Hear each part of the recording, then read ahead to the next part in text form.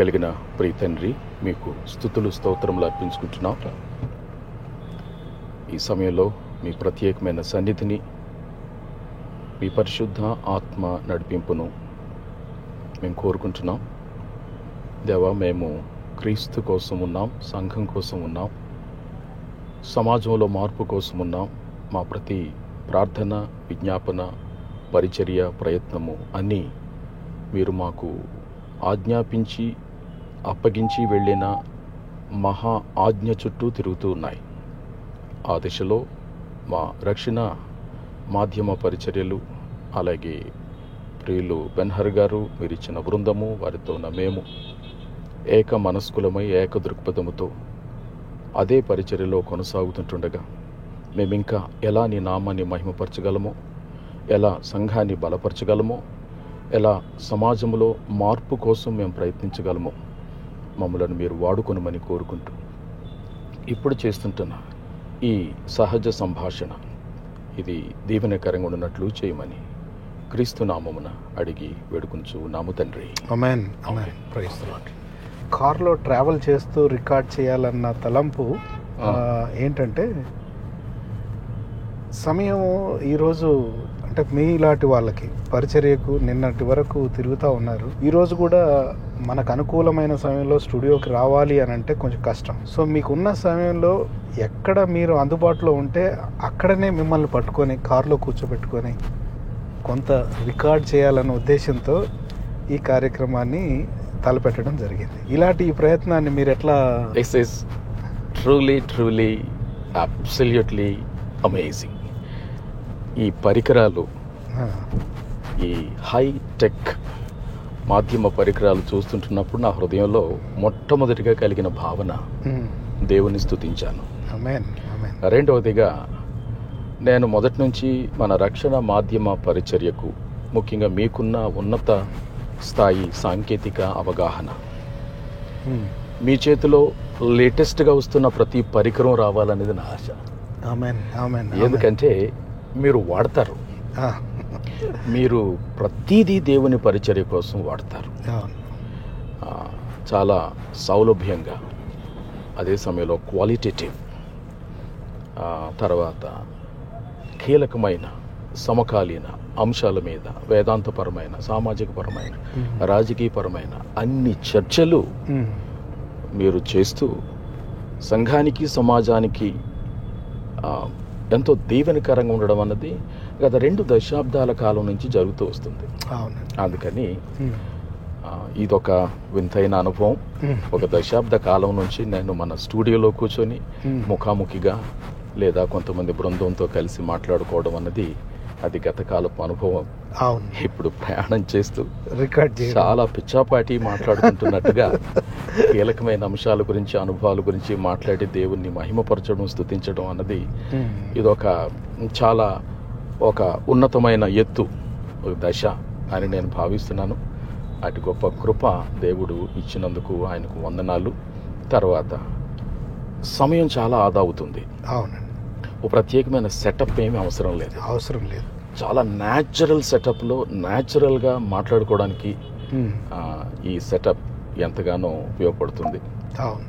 So such a setup you have given to me to experience through at this moment is amazing. Praise the Lord. Praise the Lord. అయితే ఒక్క విషయం మీతో చెప్పాలి. ఎందుకంటే నేను technology విషయంలో ఎప్పుడు వెనకాడడం జరగదు. పరిచర్యకు ఎక్కడ ఏ వస్తువు ఉపయోగపడుతుంది అనే విషయాన్ని వెతుకుతూ ఉంటాను నేను. మీరు ఇందాక ప్రార్థన చేస్తా దీవిస్తూ కూడా ఒక మాట అన్నారు, ది బెస్ట్ ఎక్విప్మెంట్ మీ దగ్గర ఉంటే దాన్ని పరిచర్యకు వాడతారు మీరు అనే మాట చెప్పారు. నేను గమనించాను అది. మనము జాంబియా వెళ్ళినప్పుడు ఆ మధ్యలో మనము దుబాయ్ అక్కడ ఆగినప్పుడు, కొంత షాపింగ్కి వెళ్ళినప్పుడు మేమంతా చూసే తీరు విధానం వేరు, మీరు చూసే తీరు విధానం అంతా మీదంతా ఆ టెక్నికల్ మైండ్.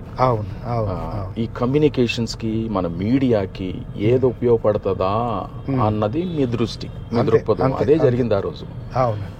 మీరు ఏదో చేతిలో డబ్బులున్నాయని కొని పడేయాలనే ఆలోచన కాదు, కానీ ఇది పరిచర్యకు ఉపయోగపడుతుంది అని అంటే మీరు ఎంతైనా సాక్రిఫైస్ చేసి ఆ పరికరాన్ని అమర్చుకొని పరిచర్యలో దాన్ని ఇన్స్టాల్ చేసి వాడడం అన్నది, అది నిజంగా మీరు అన్నట్టు దేవుడు మీకు ఇచ్చిన ఆ దృక్కోణం, ఆ కృప. అలాగే ఈ సామాగ్రి కూడా ఆయన మీకు అనుగ్రహిస్తున్నాడు. ఇదంతా కూడా your investing in to the kingdom of God. Yes, thank you very much. అయితే ఒక్క మాట, ప్రస్తుత కాలంలో మన ప్రజల్లో అంటే క్రైస్తవ సమాజంలో ప్రతి ఒక్కరి మనసులో ఉన్న అంటే బాధ, వేదన అనుకుందాము, ఒక కుటుంబం గురించి ప్రార్థించడం అన్నీ కూడా జరుగుతూ ఉన్నాయి. మరెవరో కాదు, మనతో కలిసి పనిచేసిన ప్రవీణ్ పగడాల గురించి నేను మాట్లాడుతున్నాను. ప్రవీణ్ పగడాల వారు మనము కలిసి కూడా చాలా ప్రయాణాలు చేశాం. యేసు ప్రభు శిష్యుల్లో వాళ్ళల్లో ఒకరు మన ఇండియా దేశం రావడం, వారు చెన్నై పట్టణంలో అక్కడ హతసాక్షి అవ్వడం, నాకు అనిపించింది ప్రభువు కొరకు నిలబడితే ప్రాణాన్ని సైతం లెక్క చేయకుండా పరిచర్యకు ఎంత దూరమైనా ప్రయాణం చేసే మనసు దేవుడు ఇస్తాడేమో, అట్లాగే ఇచ్చాడేమో అని నేను అనుకున్నాను. అది వాస్తవేనంటారా? అబ్సల్యూట్లీ మెన్హర్ గారు, మీరు చాలా లోతైన వేదాంతపరమైన విషయాన్ని మీదైన పద్ధతిలో మీరు మాట్లాడారు. దాన్ని నేను ఈ థియలాజికల్ కోణంలో చెప్పాలి అని అంటే, ఒక వేదాంతి, ఆయన పేరు డీట్రిక్ బోన్హోఫర్. డీట్రిక్ బోన్హోఫర్ అని అంటాం, జర్మన్ వేదాంతి. ఓకే. అతడు హిట్లర్ కాలంలో, నాజీ ఉద్యమము చాలా ఉధృతంగా ఉంటున్న కాలంలో 60 లక్షల మంది యూదులు ఊచకోత కోయబడిన ఆ కాలంలో, క్రైస్తవులు చాలా హింస పొందుతూ ఉంటున్న ఆ కాలంలో డీట్రిక్ బోన్హోఫర్ ఒక స్టేట్మెంట్ చేస్తాడు. ఆ స్టేట్మెంట్ ఎలా ఉంటుందంటే, when Jesus calls you to follow him, it simply means he bids you to come and die for him. The cost of discipleship అన్న పుస్తకాన్ని ఆయన రాశాడు. ప్రపంచంలో ఉన్న అన్ని థియలాజికల్ కళాశాలల్లో డిసైపుల్షిప్ గురించి నేర్చుకోవాలని అనుకుంటే ఆ పుస్తకం చదవాలి. ఈ డీట్రిక్ బోన్హోఫర్ గురించి వినకుండా, చదవకుండా ఎవరు డిసైపుల్షిప్ కోర్సే ముగించారు. ఓకే. అలాంటి ఆథెంటికేటెడ్ పర్సన్. ఓకే. ఆయన కేవలం చెప్పిన వానిగా లేడు. ఓకే. ఆయన జీవితంలో జరిగిపోయింది. ఓకే. ఆయన ప్రభు కోసం హతసాక్షి అయిపోయాడు, చంపేశారు. అలా చావక మునుపు అతడు ఇచ్చిన స్టేట్మెంట్ ఏంటంటే, when Christ calls you to follow him, it simply means he bids you to come and die for him. Okay. మీరు ఇందాక అన్నారే, మనము సెయింట్ థామస్ మౌంట్కి వెళ్ళాం అందరం కలిపి. అవునండి. అక్కడ మోకరించి ప్రార్థన చేసాం. అవును. మీరు కూడా చేశారు. అవునండి. మీరు ఏం చేశారో ఇప్పుడు మాట్లాడుతున్నారు, అప్పుడు అడగలేదు. సో మీరేంటే ఇప్పుడు ఎక్స్ప్రెస్ చేశారో అది వాస్తవం. ఇంకొక విషయం చెప్పాలి బన్హర్ గారు, యేసు ప్రభువును నమ్ముకోవడం అంటే మన పాపములు ఒప్పుకొని ఆయన క్షమించి మనకు నిత్య జీవాన్ని, శాంతిని, సమాధానాన్ని ఇవ్వడం, ఇదే కాదు. ఇది కేవలం అర్ధభాగమే. ఓకే. ప్రథమ అర్ధభాగం. ద్వితీయ అర్ధభాగం ఏంటంటే, ఆయన కోసం నేనేం చేయగలను. ఓకే. ఆయన నా కోసం ఇంత చేస్తే నాకు ఈ రక్షణ దొరికింది. ఓకే. మరి ఇదంతా ఉచితంగా దొరికింది. ఓకే. నేనేమి చేస్తే నాకు ఇవ్వలేదు ఆయన. మీరు విశ్వాసము ద్వారా కృప చేతనే రక్షింపబడి ఉన్నారు, ఇది మీ వలన కలిగినది కాదు, దేవుని వరమే. ఎఫెసీయులకు రాసిన పత్రిక 2:7-8 వచనాలు మనం చూస్తాం. కాబట్టి salvation is free, but discipleship is costly. Okay. అందుకని నాకు రక్షణను ఉచితంగా ఇచ్చిన దేవుని కొరకు నేను శిష్యునిగా కొనసాగే ఈ నేపథ్యంలో దేనికైనా నేను రెడీ. ఓకే. నా కోసం ప్రాణం పెట్టిన ప్రభువు కోసం నేను ఏది చేసినా తక్కువే. ఓకే. సిటీ స్టడ్ అంటాడు, యేసుక్రీస్తు దేవుడై ఉండి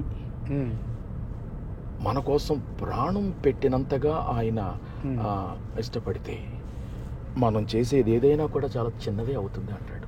ఓకే. నిజంగా అది కరెక్టే. చాలామంది పరిచారకులు పరిచర్యకులకు వచ్చిన వాళ్ళు మేము పలానాది వదిలేసుకొని వచ్చాము, మేము చాలా గొప్ప వాళ్ళము, మేము ఇంత చదువుకున్నాము, అవి ఇవన్నీ చెప్పడం, మరి వాటిని ఎట్లా చూస్తారు? వాళ్ళ త్యాగాన్ని మీరు ఎలా చూస్తారు? యాక్చువల్గానండి వారే దృక్పథంతో చెప్తున్నారు అన్నది ముఖ్యం. ఓకే. ఏ దృక్పథంతో చెప్తున్నారు అంటే, నేను సేవకి ఇవన్నీ వదులుకొని వచ్చాను, చాలా త్యాగం చేశాను, చాలా కోల్పోయాను, చాలా నష్టపోయాను, ఇట్లాంటి తన్ను తాను కాస్త హెచ్చించుకునే పద్ధతిలో మాట్లాడితే అది తప్పు. ఓకే. ఎందుకంటే క్రీస్తు ప్రభువు చేసిన త్యాగం ముందు, ఆయన మన కోసం ప్రాణం పెట్టి ఉచితంగా ఇచ్చిన రక్షణ ముందు, తదనంతర నిత్య జీవం ముందు ఏవి ఆనవు, ఏవి కనపడవు. అయితే అతడు యథార్థ హృదయుడై సంఘములో ఉన్న కొందరికి అది మేలు చేస్తుంది అన్న దృక్పథంతో పరిమితంగా మాట్లాడితే మంచిది. ఎందుకు ఈ మాట అంటున్నానంటే, మీకు తెలియంది ఏముంది, బోధకుడు సేవకుడు మాస్టర్ ఎవరంటే చదువులో ఫెయిల్ అయినోడు, లేదంటే ఉద్యోగం రానోడు, ఇట్లాంటి ఒక నానుడి వెనక్కి ఉంది, బ్రతకలేక బడి పొందులు అన్నట్టు. నేను అలా రాలేదు, నేను మ్యాక్సిమం చదువుకున్నాను, అలా చెప్తే మంచిదే. అదే నేను అనేది. అది చెప్పే దృక్పథం ఏంటనేది, నాకు ఒక మంచి ఉద్యోగం వచ్చింది, నాకు ఇంత శాలరీ ఇచ్చేవారు, నాకు ప్రమోషన్ కూడా నాకు ఇస్తానని అన్నారు, కానీ దేవుడు ఈలోగా నాతో మాట్లాడాడు, వాటిని నేను తృణప్రాయంగా ఎంచేసి నేను వచ్చేసాను. ఇప్పుడు నాకు నెక్స్ట్ పూట ఎక్కడ ఆహారం దొరుకుతుందో తెలియదు, but still I'm so happy. ఎందుకంటే I am at the centre of the will of the calling of the lord.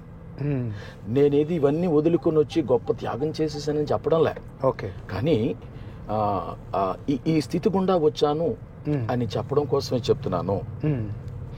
దీని ద్వారా మీలో ఎవరైనా ఉంటే ప్రేరణ పొందుకుంటారని.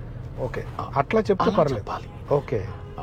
అంతే. ఆ కులం కూడానండి, కులం గురించి కూడా, నేను ఫలానా కులంలో ఉంటుండగా లో నుంచి వచ్చి రక్షించబడ్డానంటే, ఆ కులంలో ఉన్నవాడు రక్షించబడితే గగనమా, ఒక గొప్ప, అదేమైనా ఒక ప్రత్యేకమైన వింత లేదు.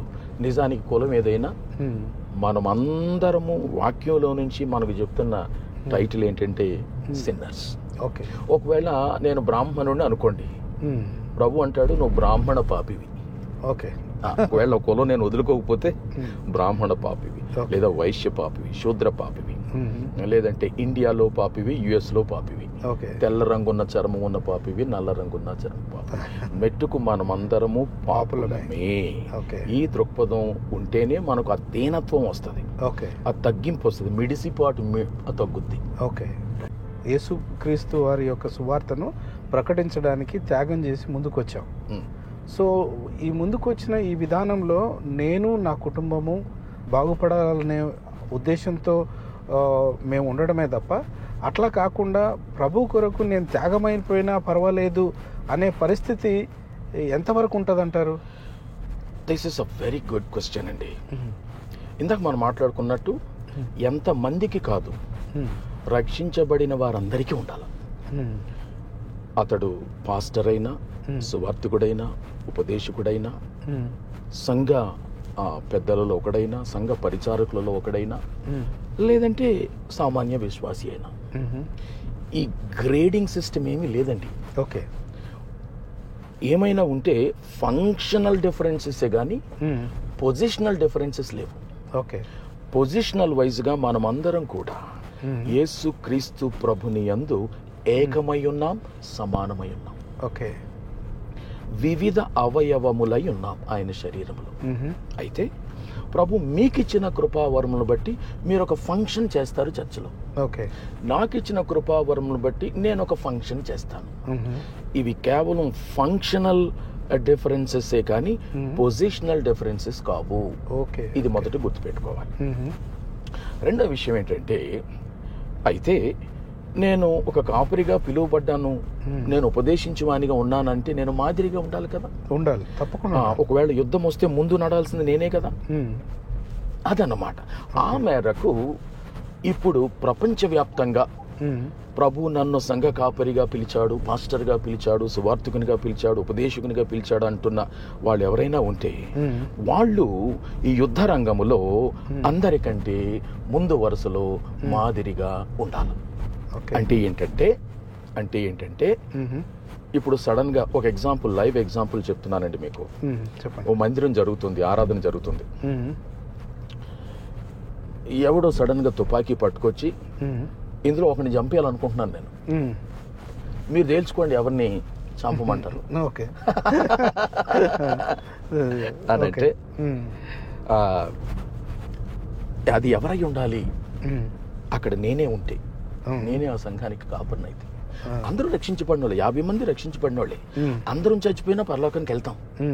కానీ ప్రభు కోసం ఒకవేళ ఇప్పుడు ఒకరు చనిపోయే పరిస్థితి విధిగా వస్తే అది నేనే అయి ఉండాలి. నేను ముందుగా వెళ్ళాలి. వాళ్ళని వదిలేసేయండి, నన్ను కాల్చండి. ఈ మాట నేను అంటున్నప్పుడు బెన్హర్ గారు నాకు ఆ గెత్సెమనే తోటలో ప్రభుని మోడల్ గుర్తుకొస్తుంది. అందరూ అపోస్తులే. ఆ 12 మంది చచ్చిపోతే 12 మంది పరలోకానికి వెళ్తారు. అక్కడికి ఎవరు విడువబడరు, ప్రభుని చేత ఎన్నుకొనబడిన వాళ్ళే. కానీ ఆనాటి రోమా ప్రభుత్వము, ఆనాటి యూద మతాధికారులు ఒకరిని చంపాలనుకున్నారా, ఒకరిని యేసు అని డిసైడ్ అయ్యారు. ప్రభు కూడా ఏమన్నాడు? మీరెవరిని వెతుకుచున్నారు? మేము నజరేయుడని యేసును అన్నారు. నజరేయుడని యేసును మీరు వెతుకుతూ ఉంటే వీళ్ళని పోనివ్వండి అన్నాడు. కాబట్టి శిష్యులందరినీ ప్రక్కన పెట్టి వాళ్ళేమనకండి, వాళ్ళని పోనివ్వండి, నేనే కదా మీకు కావాలి అని చెప్పి ముందుకెళ్ళాడు. ప్రభు ఆనాడు గెత్సెమనే తోటలో చేసిన పనిని బెన్హర్ గారు ఇవాళ ప్రతి సంఘ కాపరి చేయాలి, ప్రతి సువార్థికుడు చేయాలి, ప్రతి ఉపదేశకుడు చేయాలి. ఇవాళ క్రైస్తవ శాఖలకు నాయకుడు అనబడిన వారు, క్రైస్తవ వ్యవస్థలకు నాయకుడు అనబడిన వారు అందరూ చేయాలి. కానీ ఇవాళ ఏం జరుగుతుంది? మీరు ఎందుకు ఆ ప్రశ్న అడిగారు, మీ మనసులో ఏముందో అన్నది నేను ఆలోచన చేస్తే ఇలా ఉన్నామా నిజంగా? ఈవేళ సామ్రాజ్యాలు కట్టుకునే స్థితిలో ఉన్నాం. 100%. ఎస్. ఎవరి నాకేమనిపిస్తా ఉందంటే ఇప్పుడు ప్రస్తుత కాలంలో త్యాగపూరితమైన పరిచర్య కొరకు సిద్ధంగా అందరూ ఉన్నారని నాకు అనిపించట్లేదు. అబ్సల్యూట్లీ మీరు ఎందుకంటే అవి ఒకని థియాలజీలో కనిపిస్తుంది, ఒకని ప్రాక్టికల్ లైఫ్లో కనిపిస్తుంది, ఒక వ్యక్తి యొక్క పరిచర్యలో కనిపిస్తుంది. ఎందుకంటే మనం పోయి ఒక ఆదివారం ఒక మందిరంలో వెనక బెంచ్లో కూర్చుందాం, మనం ఏదో విశ్లేషించేవాళ్ళము, జడ్జి చేసేవాళ్ళము అని కాదని అర్థం. కానీ ఈ భావాలు చాలా గాఢమైన భావాలు మీలో ఉన్నాయి. మనం వెళ్ళి ఆ పాస్టర్ గారు ఏం ప్రసంగం చేస్తున్నారు అనేది కనుక మనం ఒక గంట సేపు కూర్చొని చడి చప్పుడు లేకుండా వెళ్ళి పాల్గొని వింటే ఆయన వర్తమాన కంటెంట్ ఏంటి, ఆయన వర్తమానం యొక్క అంశం ఏంటి, దాని యొక్క లక్ష్యం ఏంటి, ఏమి విశ్వాసుల మెదళ్లలో దూర్చాడానికి ఆయన తప్పిస్తున్నాడు మనకు తెలిసిపోతుంది. అందుకే కదా మనం ఆయన గనక ప్రొద్దస్తమానం ఆశీర్వాదాల గురించి, సంపద గురించి, నువ్వు నాకివ్వు దేవుడు నీకు ఇస్తాడు, నువ్వు దేవునికి ఇవ్వు దేవుడు నీకు ఇస్తాడు, దేవునికి ఇవ్వు అన్నమాట ఊరకనే అంటాడు కానీ ముందు నాకివ్వు దేవుడు నీకు ఇస్తాడు, ఇలాంటి మాటలు మనం ఎక్కువగా వింటే దాన్ని మనం ఏమంటాం, ఆయన ప్రీచింగ్ కంటెంట్ లో ప్రాస్పారిటీ కంటెంట్ ఎక్కువ ఉంది అని అంటాం. ఇంకా ఎవరైనా ఇంకొక బోధకుడు మాట్లాడితే తన గురించి తాను ఎక్కువగా చెప్పుకుంటున్నాడు అనుకోండి, అందులో సెల్ఫ్ ప్రమోషన్ కంటెంట్ ఎక్కువగా ఉందని అర్థమైపోతుంది. ఇలాగున అదే ఒక ఉపదేశకుడు ఆ రోజు నిలబడి ప్రభు మన కోసం ఇంత చేసినప్పుడు, ప్రభు కోసం ఏదైనా మనం చేసే ఒక అవకాశం వస్తే వదులుకోవద్దు, కరెక్ట్ అని మాట్లాడతాడు. దానికి నేను సిద్ధంగా ఉన్నాను, నువ్వు సిద్ధంగా ఉన్నావా అని ఛాలెంజ్ చేస్తాడు సంఘాన్ని. కాబట్టి దినాన మనం చూస్తూ ఉంటుంటే మీరు అంటున్నట్టు బాధగానే ఉంటుంది. ఏది ఆ ప్రభు కోసం అంత త్యాగం చేసే వాళ్ళు ఎక్కడున్నారు? ఓకే, అయితే మనము ఇప్పుడు సంఘ కాపరులను సంస్కరించుకునే పనిలో మనము ఎంతవరకు ఉన్నాము అని అడిగితే ఏం చెప్తారు? సంఘ కాపరులను సంస్కరించుకోవాలి అనంటే చాలా మంచి మాట. సంస్కరించుకోవాల్సిన అవసరం అయితే ఉంది. ఎప్పుడో 16వ శతాబ్దంలో సంఘ సంస్కరణ అవసరమయ్యింది. మార్టిన్ లూథర్, జాన్ కాల్విన్, జ్వింగ్లీ ఇలాంటి సంస్కర్తలు పూనుకున్నారు. కొంతమంది త్యాగాలు చేశారు, జరిగింది. ఆ ఫలాలు ఇవాళ కోసుకుంటున్నాము. అందులో నుంచి ప్రొటెస్టాంటిజం పుట్టింది. అయితే ఆనాటి కంటే ఈనాడు ఇంకా ఎక్కువ ఈ ప్రొటెస్టాంటిజంలోనే, ఆర్సిఎం అలా ప్రక్కన పెడితే, మన ప్రొటెస్టాంటిజంలోనే 16వ శతాబ్దపు సంస్కరణ కంటే మించిన లోతైన గాఢమైన సంస్కరణలు ఇప్పుడైతే అవసరం. ఇది మొదటి విషయం. అవసరం ఉందని మీరు గ్రహించే ఈ మాట అన్నారు. సంస్కరణలు చేయడానికి ముందు సంఘములో ఆ ఏకీకృత భావన రావాలండి. అంటే అర్థం ఏంటంటే, మనం అందరం కూడా ఒక నాయకత్వం, ఒక క్రమము, ఒక హైరార్కీ, ఒక విధానంలోనికి రావాలి. ఇది ఆర్సిఎంలో ఉంది, మన ప్రొటెస్టెంట్ చర్చెస్లో లేదు. మనం కూడా అసలైన ప్రశ్న అసలైన జవాబు చాలాసార్లు చేస్తున్నప్పుడు ఇదే చాలాసార్లు బయటకు వచ్చేది. ఇప్పుడు ఆంధ్రప్రదేశ్లో ఒక క్రైస్తవ మతం అన్న మాట వాడాల్సి వస్తే, ఒక మెసేజ్ ప్రభుత్వం ఇవ్వాలంటే ఎవరికిస్తే ఆంధ్రాలో ఉన్న క్రైస్తవులందరికీ వర్తిస్తుంది, చెందుతుంది, పాకుతుంది అంటే ఏది? ఆ వ్యవస్థ ఏది మనకి? ఆ టాప్ టు బాటం వ్యవస్థ ఏది? లేదా అడుగు నుంచి పైకి వచ్చిన ప్రాతినిధ్య వ్యవస్థ ఏముంది మనకి? లేదు. ఎవరు పడితే వాళ్ళు, ఎవరికి పడితే వారికి అప్పటికప్పుడు తయారైపోతారు, ఓ పేరు పెట్టేసుకుంటారు, ఒక రిజిస్ట్రేషన్ చేసేస్తారు, మేము క్రైస్తవ్యం కోసం ఉన్నాము అంటూ మాట్లాడతారు. తీరా చూస్తే అందులో కమిటీలో ఉన్న వాళ్ళకి అడుగునున్న సంఘాల మీద పట్టు ఉండదు. ఎవరికి వాళ్ళు సంబంధించిన వాళ్ళు కారు. వాళ్ళు 4 సంఘాలు ఉండవు. వాళ్ళు గదిలో కూర్చొని కమిటీ అయ్యి లెటర్ హెడ్ చేసుకుని పేరు రాసుకొని ఇక మాధ్యమాల్లో ప్రకటించుకుంటున్నారే కానీ అడుగు నుంచి, సంఘాల నుంచి, విశ్వాసుల నుంచి వచ్చిన వ్యవస్థ ఈనాటికి ఒకటి నాకు కనపడలేదు. అందుకని మీరంటున్నట్టు మన సంఘాలను మనం సంస్కరించుకోవాలి అంటే సాధ్యమైతే రాష్ట్ర స్థాయి ఒక ఉమ్మడి క్రైస్తవ ప్రాతినిధ్య వ్యవస్థను ముందు నిర్మించుకోవాలి.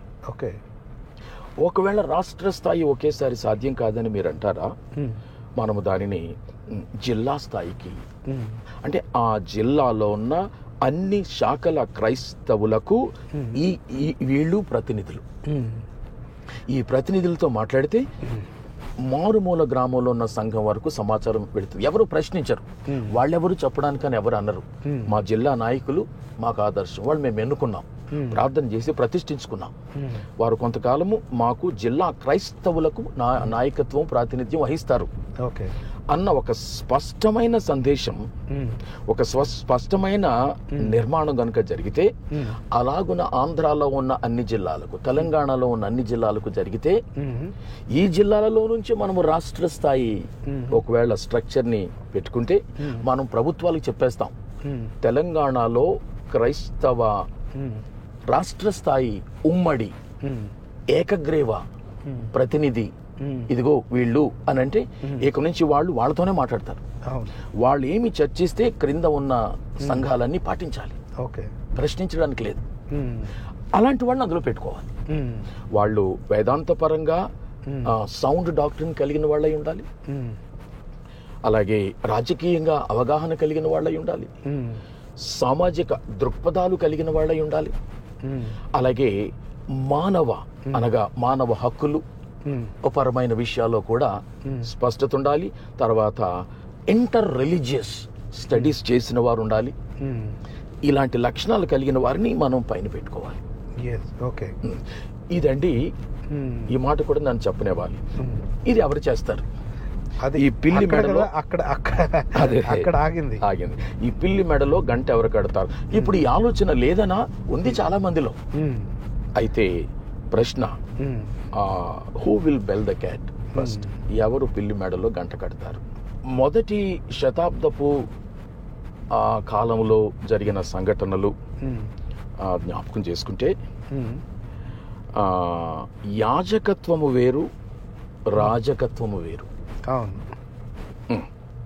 అంటే రాజ్యం అంటే పాలించేవాడు, పొలిటికల్ లీడర్స్.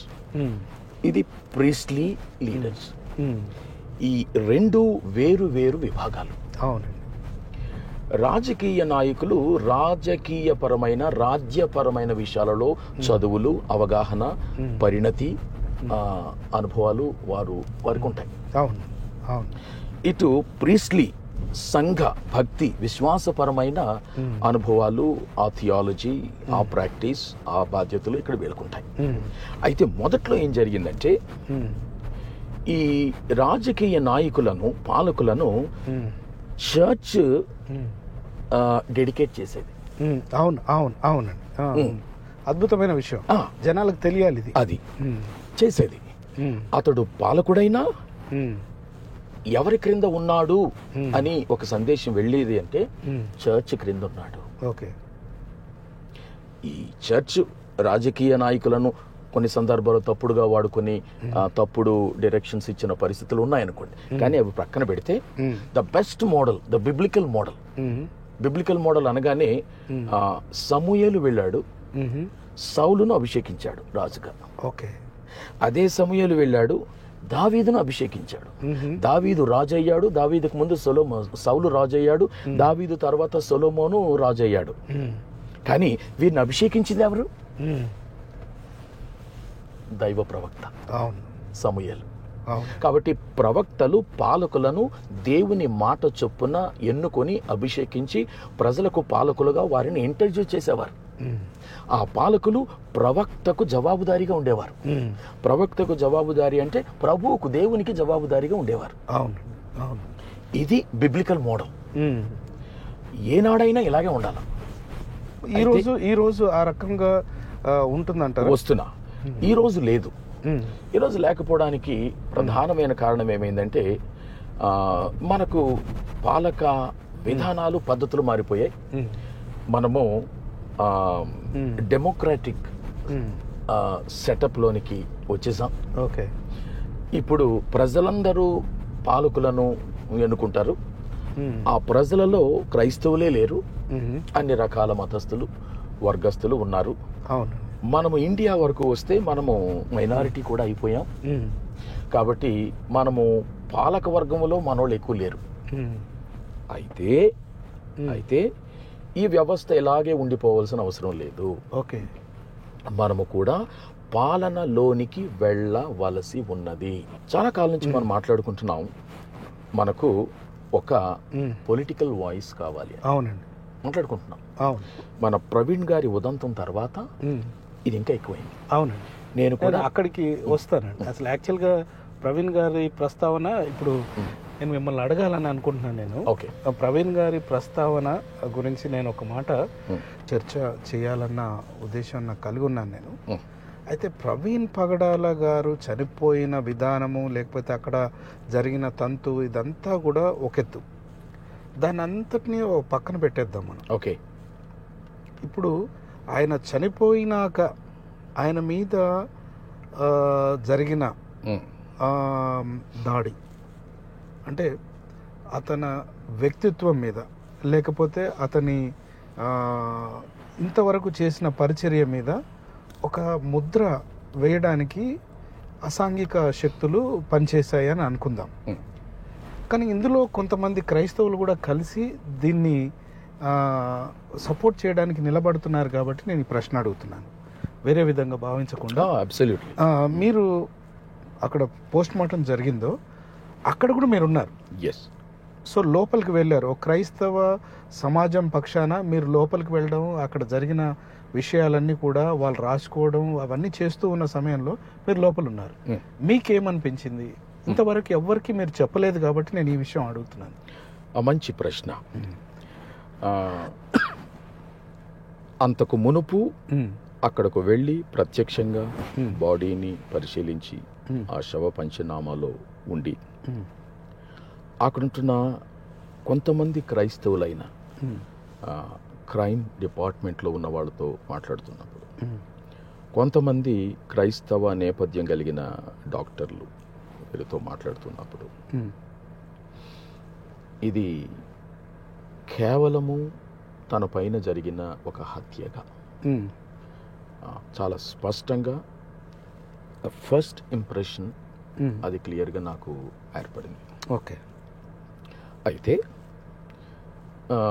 వ్యక్తిగత అభిప్రాయాలు ఎప్పుడు అది పరిగణలోనికి రావు కాబట్టి శాస్త్రీయంగా పరిశోధనాత్మకంగా అది బయటకు రావాలి, వస్తుంది అని చాలా ఆశపడ్డాం. చాలా అంటే చాలా ఆశపడ్డాం. ఓకే. కానీ కారణాలు మనకు తెలిసినా బయటకు మాట్లాడలేని ప్రస్తుత స్థితిలో ఆయన మరణాన్ని చాలా ఘోరమైన రీతిలో వక్రీకరించి, ఘోరమైన రీతిలో అనంటే ఏంటి అనుకుంటున్నారు సార్? అదే ఇప్పుడు ఆయన మద్యం తీసుకున్నాడు అన్నమాట ఓకే అనడం, దానికి ఊతం లేదా వారికి ఉన్న ఒక అధికారపూర్వక ఎవిడెన్స్ ఏదైనా ఉంటే పోలీస్ డిపార్ట్మెంట్ వాళ్ళు ఇచ్చిన లేదంటే వైద్యులు ఇచ్చిన రిపోర్ట్ అది. అయితే ఈరోజు సగటు క్రైస్తవుడు ఆ వైద్య రిపోర్టును నమ్మే స్థితిలో లేడు. ఎందుకు అని అంటే మీరు అక్కడ వ్యక్తిగతంగా మీరు అక్కడ ఉన్నప్పుడు చూసింది ఏంటంటే, ఎందుకంటే అక్కడ మేము ఆ బాడీని చూసినప్పుడు అది డీకంపోజ్ అవుతున్న స్మెల్లే వచ్చింది, కానీ ఆల్కహాల్ స్మెల్ అనేది లేదు, అస్సలు లేదు. ఓకే. ఆ తర్వాత వచ్చిన ఈ డాక్టర్ల రిపోర్ట్స్లో కూడా నిజానికి ఎక్కడ లేదు. ఓకే. అందుకే నేను ఒక ఆర్టికల్ అప్పుడు రాశాను. నేను ఎవరైనా ఒక థీసిస్ రాసేటప్పుడు హైపోథిసిస్ అని ఉంటుంది, ఇంట్రడక్షన్ అని అనండి, అలాంటిది. ఈ 100 పేజీల థీసిస్లో ఏముంటుందో ఆ ఒక పారాగ్రాఫ్లో ఉంటుంది. ఓకే. మా సినిమా లాంగ్వేజ్లో మేము మాట్లాడాలంటే synopsis write. That is even an academic language also. Okay. Synopsis your write. Okay. సినాప్సిస్లో ఉన్నదే ఎక్స్టెన్సివ్గా బాడీలో ఉంటుంది. తర్వాత సినాప్సిస్లో ఉన్నదే టైటిల్గా వస్తుంది, 2-3 లైన్ల టైటిల్. నేను అదే రాశాను. బాడీలో ఎక్కడా కనపడదు, సినాప్సిస్లో కూడా ఉండదు, ఏకంగా స్ట్రైట్ టైటిల్లోకి వచ్చేసిందంటే అదే రకమైన పరిశోధన అవుతుంది అన్నది. అందుకని అది ఆ రకంగా ముందు టైటిల్ పెట్టేసి ఆ తర్వాత బాడీని టైటిల్కి అనుగుణంగా రాసుకునే ఒక పరిస్థితిలో చేశారు తప్ప అందులో శాస్త్రీయత కనపడలేదు. ఓకే. ఈ మాట ఆ పోస్ట్ మార్టం రిపోర్టు లేదా రిపోర్ట్స్ను ఎగ్జామిన్ చేసి ఇచ్చిన వాళ్ళను మనం నిలదీసి అడిగితే ఖచ్చితంగా వాళ్ళకి జవాబు ఉండదు. ఓకే. ఇంకొకటి అంటే జవాబు ఉండకపోవచ్చు, కాకపోతే మన వాళ్ళల్లో కొంతమంది కూడా వాళ్ళకి అవగాహన రాహిత్యమా లేకపోతే ఏదైనా అయి ఉండొచ్చు, లేకపోతే రాంగ్ అయినా రైట్ అయినా ఒకటి సోషల్ మీడియాలో వెళ్ళడం వల్ల మేము ఉనికిలో ఉంటాము, కొంత మాకు ప్రాచుర్యం దొరుకుతుంది అనే ఉద్దేశంతో ఏమైనా ఉంటున్నారంట? చాలానండి. నాకు తెలిసి మన ఈ క్రైస్తవ ఈ సర్కిల్స్లో ఒక వ్యక్తి మరణం ఇంతలాగా దారుణంగా ఎగబడి మరి వారి సోషల్ మీడియాలో టీవీ ఛానల్స్లో అందులో కూడా నాకు తెలిసి ఈ అంటే ఈ ఎప్పుడు కూడా మీడియా వాడిగా నేను చెప్తున్నాను, ఎప్పుడు ఏ సమయంలో కూడా వైఎస్ రాజశేఖర రెడ్డి గారు చనిపోయినా కూడా ఆల్మోస్ట్ 1 month అది ట్రోల్ అవ్వడం కానీ దాని మీద చర్చలు జరగడం కానీ ఎప్పుడూ జరగలేదు. కానీ దీని మీద అయితే జరిగాయి. అదే అంటున్నాను. ఎందుకంటే ఈయనేమో ఒక మంచి క్రైస్తవుడు, ఓ మంచి ఉపదేశకుడు, ఓ మంచి విశ్లేషణకర్త. మన రక్షణ మాధ్యమంలోనికి ఆయన ప్రవేశించిన తరువాత కలిగిన ప్రాచుర్యం అంతా ఇంత కాదు. అది వాస్తవం, అందరికీ తెలిసింది. ప్రవీణ్ పగడాల అనగానే లేదా నన్ను అనగానే కొంతమంది అనగానే రక్షణ ఛానలే గుర్తుకొస్తుంది, మమ్మల్ని చూస్తే రక్షణ. అలాగున నిజానికి చాలా మంది అన్నది ఏంటంటేనండి, నేను ఫీల్డ్లోకి వెళ్తే మాకు నిజంగా తెలియదండి ప్రవీణ్ పగడాలంటే ఎవరో. ఇది జరిగిన తర్వాత మేము గూగుల్ చేస్తూ ఉంటుంటే అప్పుడు మాకు చాలా వస్తూ ఉంటే అప్పుడు వింటా ఉంటే అరే ఇలాంటి మనిషినా మనం కోల్పోయాం, ఇలాంటి మనిషినా వాళ్ళు చంపేశారు అని ప్రతి వాళ్ళు చాలా పర్సనల్గా తీసుకున్నారు. అవును, మాట్లాడుతుంటున్నారు. ఫీల్డ్లోకి వెళ్తే 4 రోజుల పాటు నేను మనిషిని కాలేకపోయానండి, మాకు తినడం రుచించేది కాదు, ఏం చేస్తున్నా అదే ఆలోచనలు వస్తూ ఉన్నాయి. ఇంత దారుణంగా చేసేసారా, చాలా ఎమోషనల్గా, చాలా ఇంటెన్సివ్గా, ఉద్రేకభరితంగా ఫీల్ అయ్యారు అందరూ. ఒక ఆవిడ నాకు ఫోన్ చేసి అదే పనిగా కంటిన్యూస్గా ఫోన్ చేస్తూ ఉంది, చేసిన ప్రతిసారి కూడా ఏడుస్తూనే ఉంది. ప్రవీణ్ గారు మనకు తెలిసినట్టుగా ఆయన అందరికి తెలియాల్సిన ఆయన ఒక కంపెనీ, 1-2-3 కంపెనీలకు ఆయన వ్యవస్థాపకుడిగా ఉంటూ వాటిని రన్ చేస్తున్నారు. ఒక దశలో మీకు గుర్తుందండి, మన ఛానల్కు పరిచయం అయిన 2-3 సంవత్సరాల లోపునే డల్గా ఉన్నాడు తను. అవును.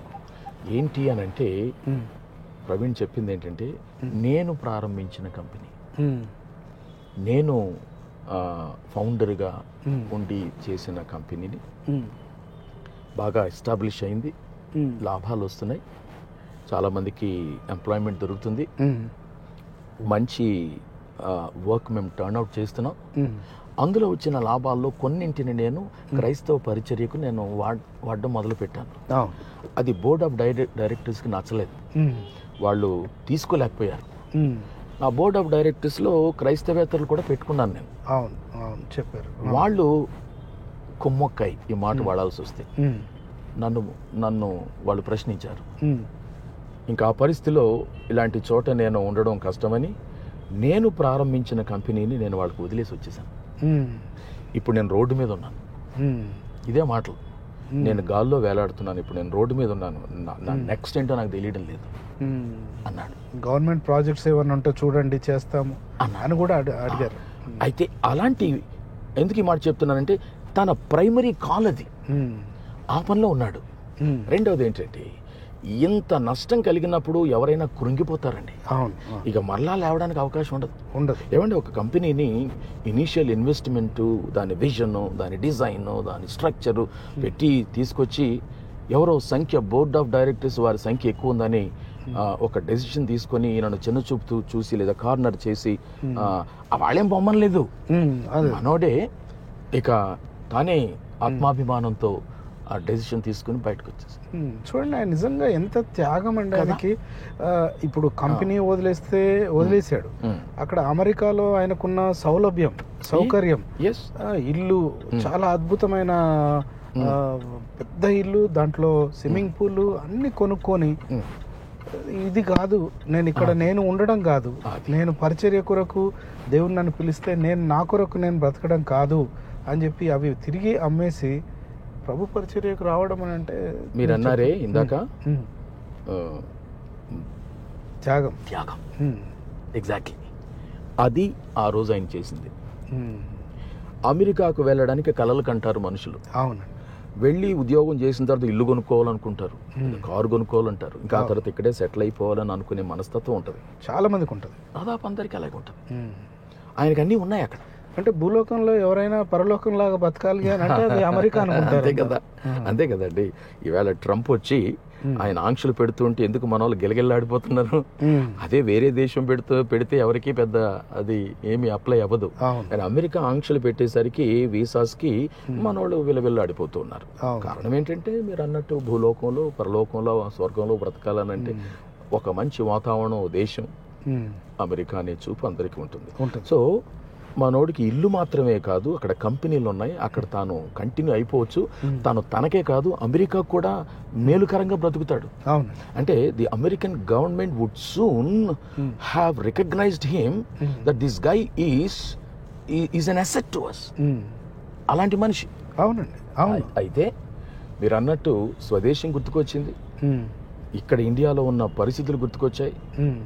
ఇక్కడ ఆయనకు దేవుడిచ్చిన పరిచర్య భారాన్ని జ్ఞాపకం చేసుకున్నాడు. సంపాదనే కాదు, ఉద్యోగమే కాదు, కంపెనీలు పెట్టడమే కాదు. What is the ultimate goal? Ultimate goal is that I should be blessing the church. అది correct. I should be reaching out the people who are still unreached. నేను నా దేశంలో ఉన్న ప్రజలకు ఏదో విధంగా ప్రభుని కోసం సాక్షిగా ఉండాలా, వాళ్ళకు ఉపయోగకరంగా ఉండాలా, దేవునికి ఉపయోగకరంగా ఉండాలని చెప్పి ఈ దేశానికి వచ్చాడు. అందులోనే great sense of amount of sacrifices involved.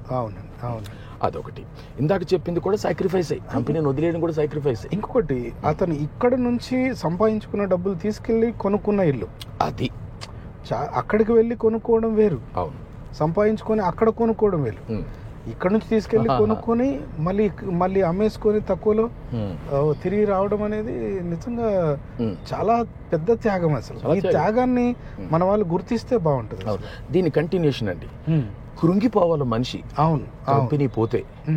అయితే ఆ దినాలు మన రక్షణ ఛానల్తో ప్రవీణ్ ఎక్కువగా ఇంటిమేట్గా వర్క్ చేస్తున్న దినాలు అవి. అవును, అవును, చాలా అనుబంధంలో సన్నిహితంగా వాడబడుతూ ఉంటున్న దినాలు అవి. అవును. సో ఒక విధంగా నేనేం చెప్పగలనంటే, మన రక్షణ క్రైస్తవ కుటుంబం, తెలుగు రాష్ట్రాలు ఆ పైన, అలాగే మీ ప్రోత్సాహం, ఆ టీం, రక్షణ టీవీ ఆయన చేతులకు అప్పగించారండి. అవును కదా, అవును కదా, ఎస్, అబ్సల్యూట్లీ. సో అందువల్ల ఏంటంటే ప్రవీణ్ మరలా కోలుకొని మరలా గ్రాస్ రూట్స్ నుంచి స్టార్ట్ చేసుకొని మళ్ళా స్క్రాచెస్ నుంచి స్టార్ట్ చేసి షైన్ అయిపోయాడు. 2 కంపెనీస్ పెట్టగలిగాడు. ఇది దేవుని కృప కాదా? ఈ దేవుడు తన పట్ల చూపించిన, తాను చేసిన దానికి ప్రభు చేసిన ఒక ప్రతి మేలు లాగానే ఉంది అది. అవును, అవును. లేకపోతే మరలా కోలుకోవడం సామాన్యంగా కష్టం.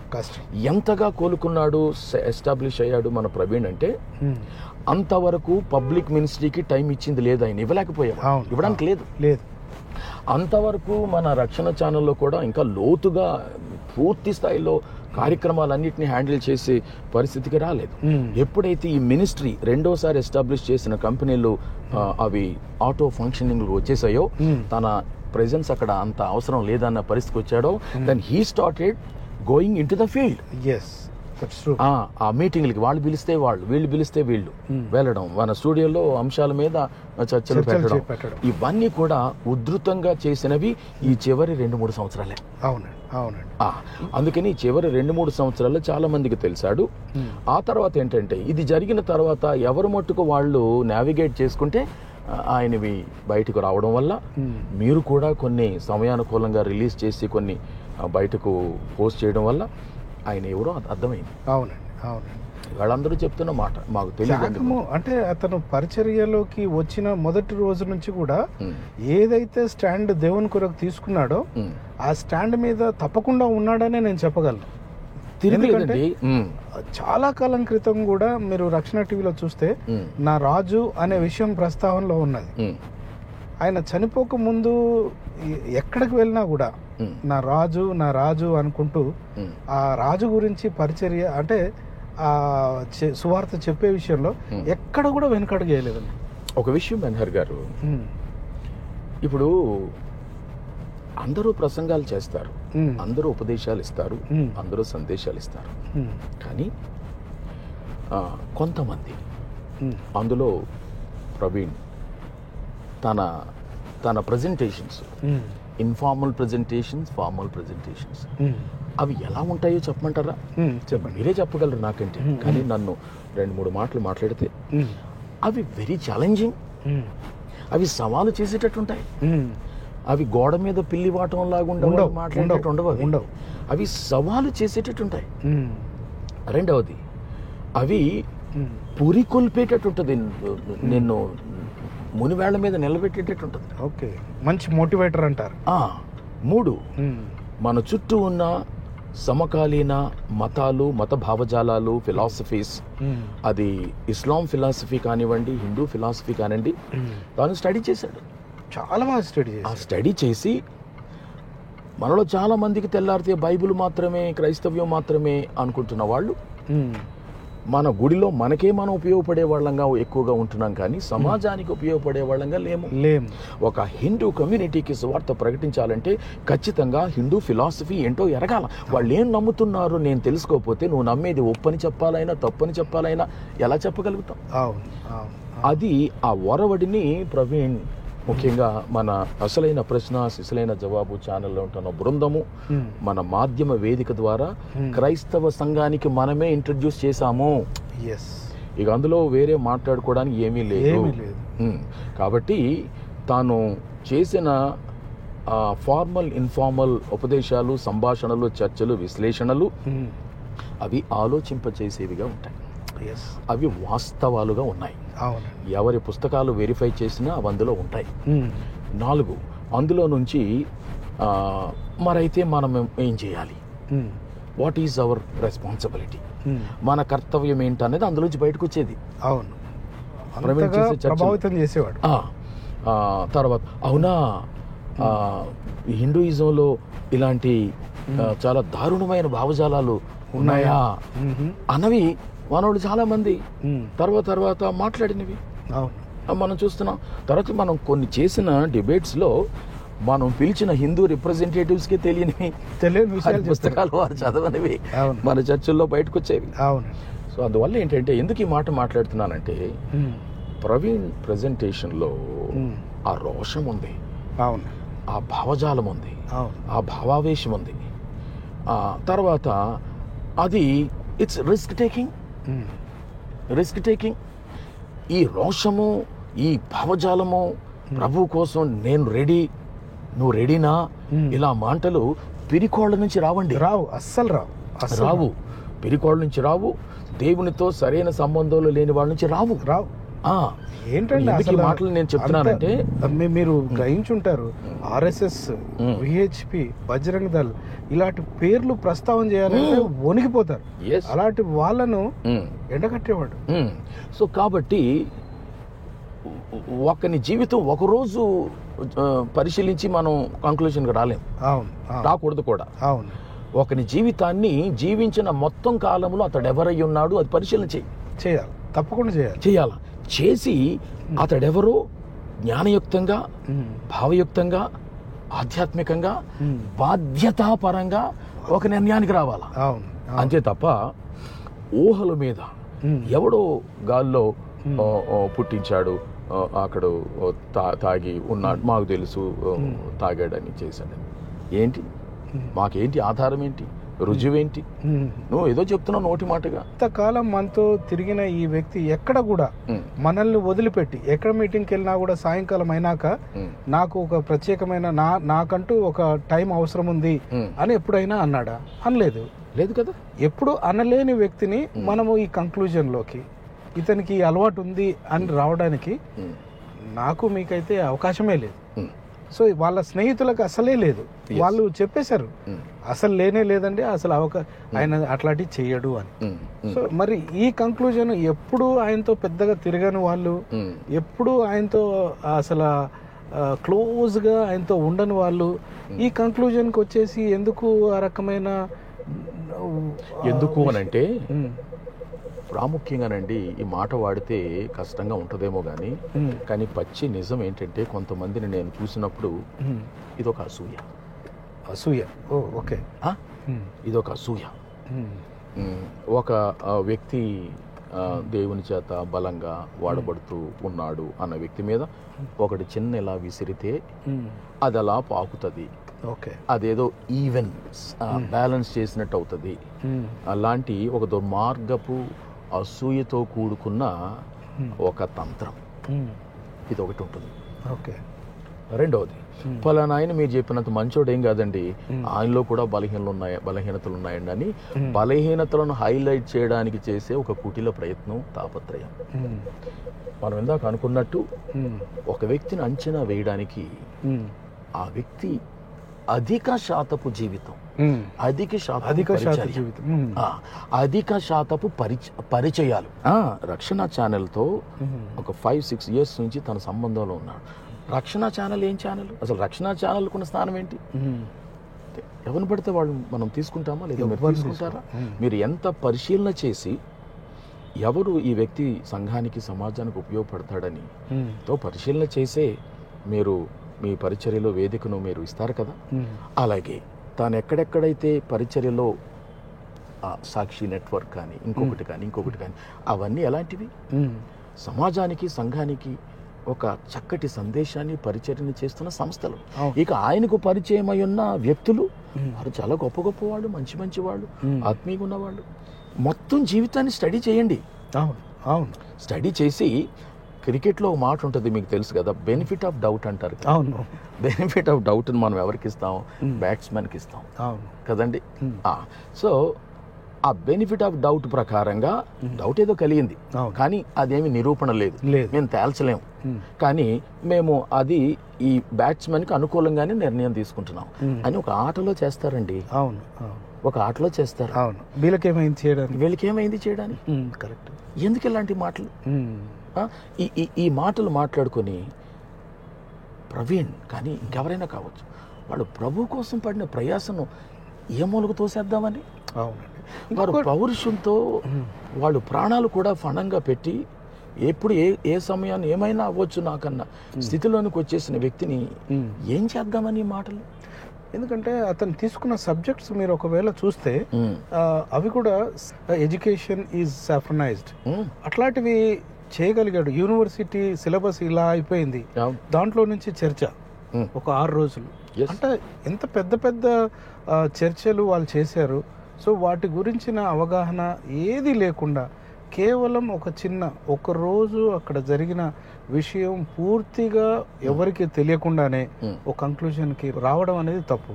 ఇంకొకటి ఏంటంటే క్రైస్తవుడు కాని వ్యక్తి క్రైస్తవుడుగా ప్రలోభ పెట్టి జనాల్ని ట్రాప్ చేయడానికి ప్రయత్నం చేస్తున్న ప్రయత్నంలో భాగమైపోవడం క్రైస్తవులు అనేది కూడా కొంత నిజంగా బాధ కలిగిస్తూ ఉంది.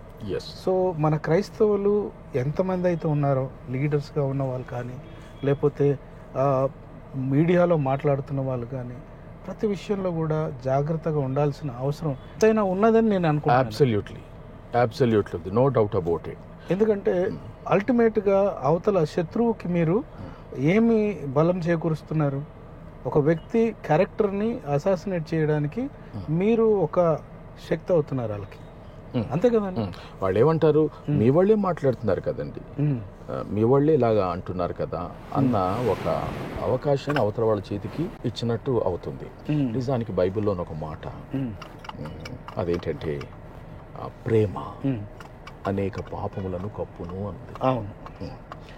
పాపములనే కప్పును అన్నమాట. నిజంగా ప్రేమిస్తే, నిజంగా ఆ వ్యక్తి క్షేమం కోసం ఆలోచించే వాళ్ళంగా ఉంటే మనము దాన్ని పబ్లిసిటీ చెయ్యం, దానిని ఏం చేస్తామంటే ఆ వ్యక్తితో మాట్లాడతాం, నిజమా కాదా పరిశీలన చేస్తాం. ఇప్పుడున్న పరిస్థితి ఎలా తయారైందంటే తెల్లారితే కొంతమంది ఆన్లైన్లో కూర్చోవడం, మళ్ళీ ఆన్లైన్లోంచి నేరుగా బెడ్ ఎక్కడం, ఆన్లైన్లోకి రావడం, ఏదో ఒకటి పోస్ట్ చేయడం, ఏదో ఒకటి మాట్లాడడం. అది కూడా ప్రస్తుతం ఏది ఒక టాక్ ఆఫ్ ది టౌన్గా ఉందో ఆ మనిషి గురించి ఆ అంశం గురించి మాట్లాడితే నాకు వ్యూస్ ఎక్కువ వస్తాయి, నాకు లైక్లు ఎక్కువ వస్తాయి, నేను ఎంతవరకు మరుగ్గా ఉన్న నేను పబ్లిక్లోకి వచ్చేస్తా. ఇట్లాంటి ఒక దిక్కుమాలిన వరవడి మాధ్యమ వ్యవస్థ మీదకి రావడం జరిగిందండి. సో దీన్ని మనము నిజంగా మనం పట్టించుకోవాల్సిన అవసరం ఏం లేదనుకోండి. కాకపోతే ఆ విషయాన్ని పక్కన పెడతాం. ప్రవీణ్ పగడాల గారి మరణం క్రైస్తవుల ఐక్యతకు దోహదపడిందని నేను విశ్వసిస్తాను. అబ్సల్యూట్లీ, ఇందులో వేరే ఆలోచన అయితే ఏమీ లేదండి. ఈ మాట నన్ను చెప్పనివ్వండి. ఆ రోజు నేను రాజమండ్రిలో ఉన్నప్పుడు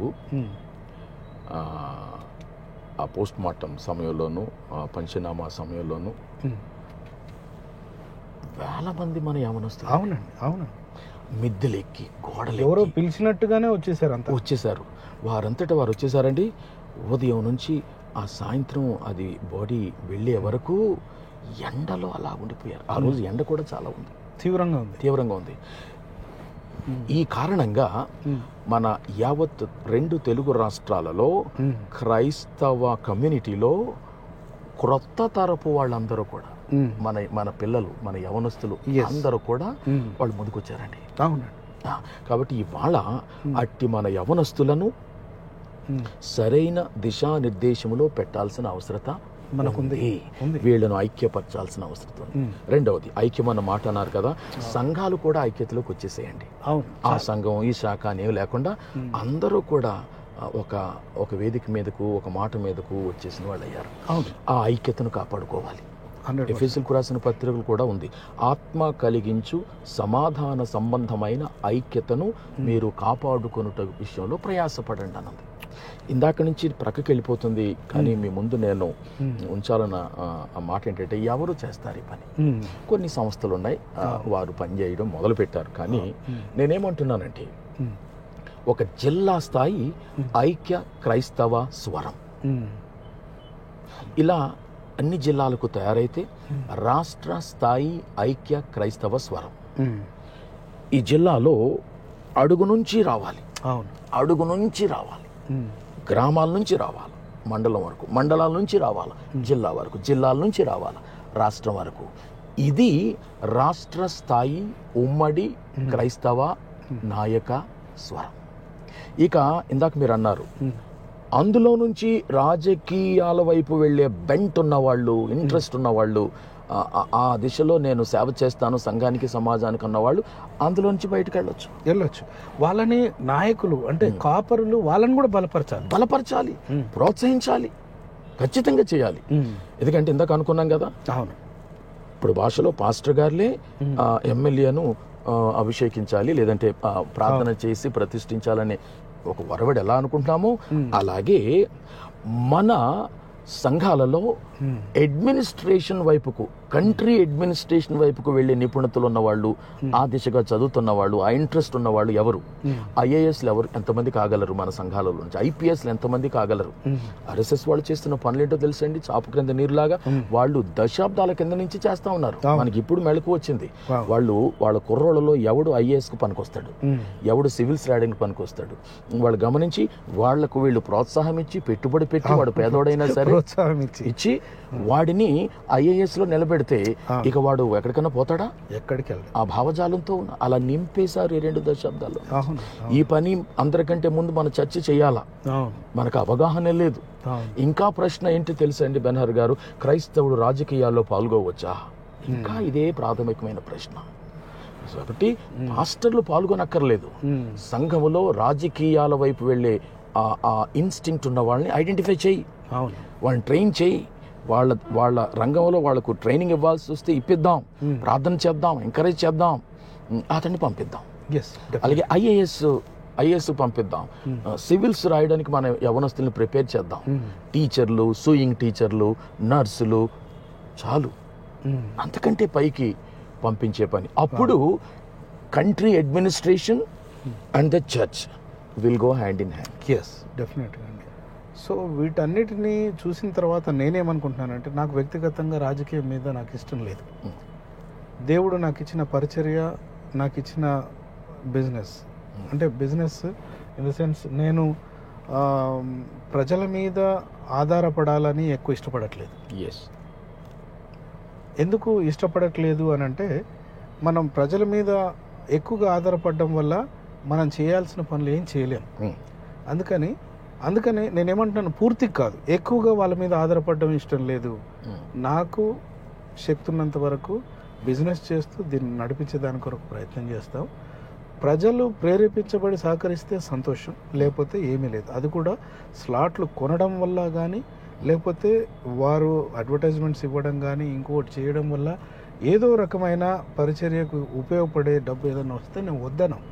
కానీ దాని మీదనే డబ్బు సంపాదించుకోవాలనుకునే పని మాత్రం చేయం. అట్లాగే ఏ డబ్బు వచ్చినా కూడా క్రైస్తవ విశ్వాసుల ఉన్నతి కొరకు ఖర్చు పెట్టాలనేది నా తపన, నా తాపత్రత. ఆ రకంగా చేయడానికి నేను ఇష్టపడతాను. అయితే మీరు అన్నట్టుగా వీళ్ళందరినీ కూర్చోబెట్టి మాట్లాడే విషయంలో తప్పకుండా మన వంతు ప్రయత్నం మనం చేస్తాం. ఆ విషయంలో సెంట్రల్ గవర్నమెంట్ లీడర్స్తో, 4 గవర్నర్స్తో,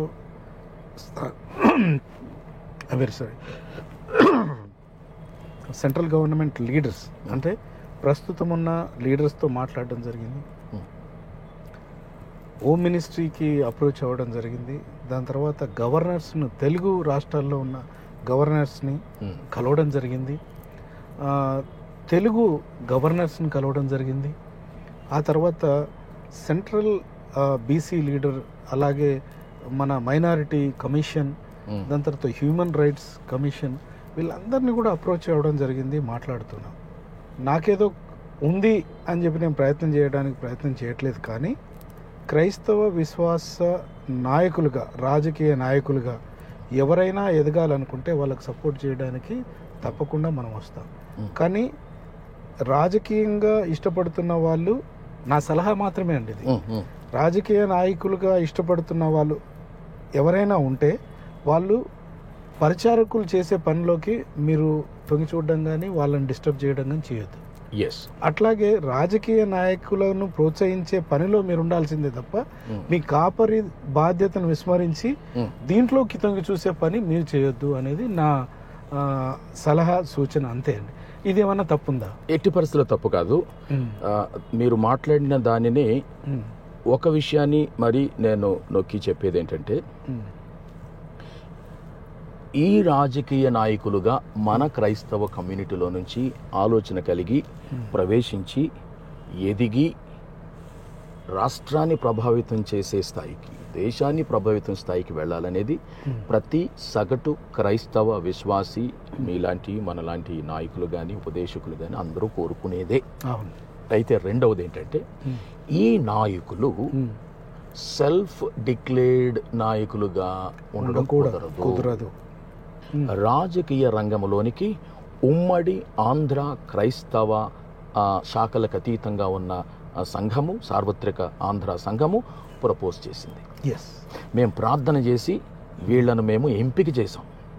వీళ్ళు ఆంధ్ర క్రైస్తవులను రిప్రజెంట్ చేయడానికి మేము ప్రతిపాదిస్తున్న, కంటెస్ట్ చేయడానికి మేము ఎంకరేజ్ చేస్తున్న, మమ్ములను రిప్రజెంట్ చేస్తున్న మా ప్రపోజ్డ్ క్యాండిడేట్స్ వీళ్ళు ఇలా రావాలని నేను కోరుకుంటున్నాను. చాలా ప్రాముఖ్యమైన అంశాలే రాజకీయ నాయకులుగా ఉండడం, అట్లాగే బ్యూరోక్రసీలో ఉండడం, అలాగే పాస్టోరియల్ కాల్ ఉన్న వాళ్ళు దాంట్లో ఉండడం, ఎవాంజలిస్ట్గా ఉండాల్సిన వాళ్ళు అందులో ఉండడం, ఇవన్నీ కూడా వాళ్ళ వాళ్ళ వంతు పనులు వాళ్ళు చేస్తూ పోవాలి. అలాగే అవతల వ్యక్తులు అంటే క్రైస్తవ విశ్వాస వ్యతిరేక శక్తులు వాళ్ళు చేస్తున్న పనులు పన్నాగాలకి మీరు పడిపోవద్దు అనేది నా ఉద్దేశం. ఇది లాస్ట్ ఫైనల్ క్వశ్చన్ అండి, ప్లీజ్.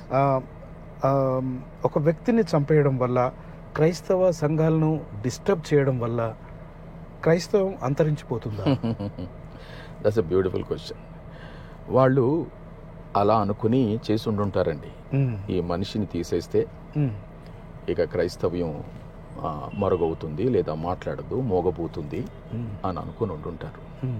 కానీ 2000 సంవత్సరాల క్రైస్తవ సంఘ చరిత్రను కనుక మనం చూస్తే బెన్హర్ గారు, అసలు క్రైస్తవ సంఘం పుట్టినది, ప్రబలినది, విస్తరించినది 2025 క్రీస్తు శకము ఈ రోజుకి ప్రపంచములో ముందు వరుసలో ఉన్న భక్తి మార్గము, మతము అన్న స్థాయికి ఎదగడానికి ఉన్న కారణము శ్రమలు, హతసాక్ష్యాలు. ఆమేన్, ఆమేన్. సో వీటి శ్రమలు, హతసాక్షులుగా ఉన్న అంటే ఆ పరిస్థితిలో గుండా వెళుతూనే ఈ స్థాయికి వచ్చింది. ఓకే, కాబట్టి భయపడాలి, కొత్త ఏం కాదండి.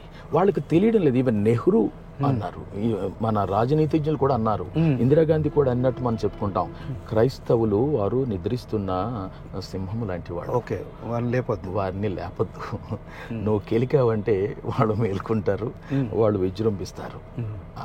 అది ఇప్పుడు అది జరిగిందండి. అదే జరిగింది. నిద్రపోతున్న క్రైస్తవులను లేపారు, ఐక్యత కనబడింది.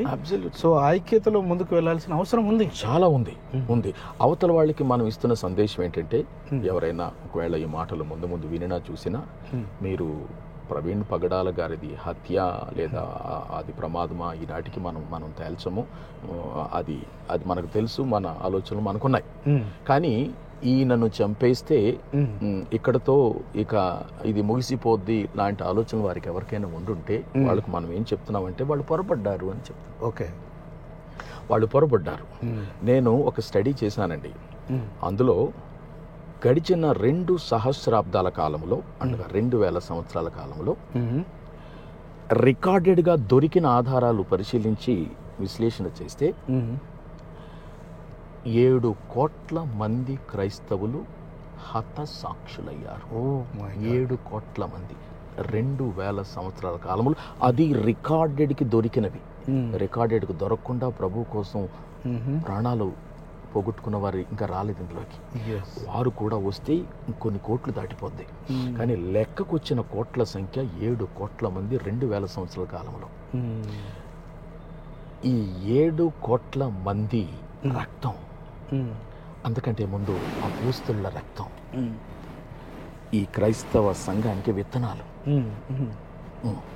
టెర్టూలియన్ అనే చర్చ్ ఫాదర్ అన్నమాట. ఆయన ఏమన్నాడు, అపోస్తలులు లేదా హతసాక్షుల రక్తం సంఘానికి విత్తనం లాంటిది అని అన్నాడు. ఇప్పుడు అదే జరుగుతుంది ఇవాళ. నిజంగా ఎలాంటి వాళ్ళు ఇప్పుడున్న క్రైస్తవ సంఘానికి ప్రపంచవ్యాప్తంగా రావాలనంటే ప్రభువు కోసం నేను దేనికైనా రెడీ. ప్రభువు కోసం రోషం కలిగి ముందుకెళ్తా ఉంటే ఆ ప్రక్రియలో చంపబడితే ఆ చావు వృధా కాదు. ఆ చావు విత్తనాలు లాంటివి. గోధుమ గింజ నేలలో పడి అది మరణించకుండా ఉంటే అది మరలా మొలకెత్తదు, ఫలించదు, మరణించాలి. మరణంలో నుంచే జీవం పుడుతుంది. ప్రభు మరణించి పునరుత్థానుడు అయ్యాడు. కాబట్టి ఈ దినాన్న వాళ్ళు తెలుసుకోవాల్సిన విషయం ఏంటంటే, మీరు ఎవరిని చంపి తుదముట్టించేయలేదు. మీరు వాస్తవానికి ఇందాక మనం మాట్లాడుకున్నట్టు మా క్రైస్తవ సంఘపు యొక్క నేత్రాలు తెరిచారు. తర్వాత మా మధ్యలో ఉన్న శాఖలుగా విడిపోయి, ప్రాంతాలుగా విడిపోయి, మండలాలుగా విడిపోయిన మా మధ్యలో ఒక ఐక్యతా భావాన్ని మీరు కలిగించారు. కృతజ్ఞతమై ఉన్నాము. ఎందుకంటే ప్రవీణ్ పగడాల గారు నశించిపోలేదు. ఆయన దేవుని బిడ్డ, దేవుని రాజ్యంలో ఉన్నారు. ఒకరోజు ముందు, ఒకరోజు వెనకాల. ఒక విధంగా ఒకరు మరణిస్తారు, మరొక విధంగా మరొక మరణిస్తారు. అసలు ప్రభువు కోసం హతసాక్షులు అయిపోవడం అన్నదండి అది గొప్ప భాగ్యం. అవునండి. కాబట్టి వాళ్ళ ఆలోచనలు నెరవేరవు, వాళ్ళు ఓడిపోయారు. ఇక్కడ మన క్రైస్తవులకు మనం చివరిగా మాట్లాడుకుంటున్న మాట ఏంటంటే, ఇందులో నుంచి మనము ఆ పాజిటివ్గా ఆలోచన చేసి మనము ఎలా ఐక్యపడాలి, ఎలా ఆర్గనైజ్ అవ్వాలి, ఎలా ఇలాంటి హిందూ సమాజానికి, ముస్లిం సమాజానికి, ఇండియా సమాజానికి సువార్త ప్రకటించడానికి ఇంకా పురికొల్పబడాలి, ఇంకా ధైర్యంగా ఉండాలి. మనం దుకాణాలు మూసేసుకోకూడదు, మనం ఇంకా విజృంభించాలి. దానికోసం మనం ఎంతకైనా సిద్ధపడాలన్న దృక్పథంలోనికి క్రైస్తవ సంఘాలు రావాలి. థ్యాంక్ యూ అండి, థ్యాంక్ యూ వెరీ మచ్. చాలా అద్భుతమైన మీ విషయాలు తెలియజేశారు. అలాగే మీ కొంత సమయాన్ని కూడా వృధా చేయకుండా ఒక కార్యక్రమాన్ని నిర్వర్తించడానికి ప్రభు సహాయం చేశాడు. అందుని బట్టి దేవునికి స్తోత్రం. అలాగే మీకు నా హృదయపూర్వక వందనాలండి. వందనాలండి. Thank you. Praise the Lord. Praise the lord.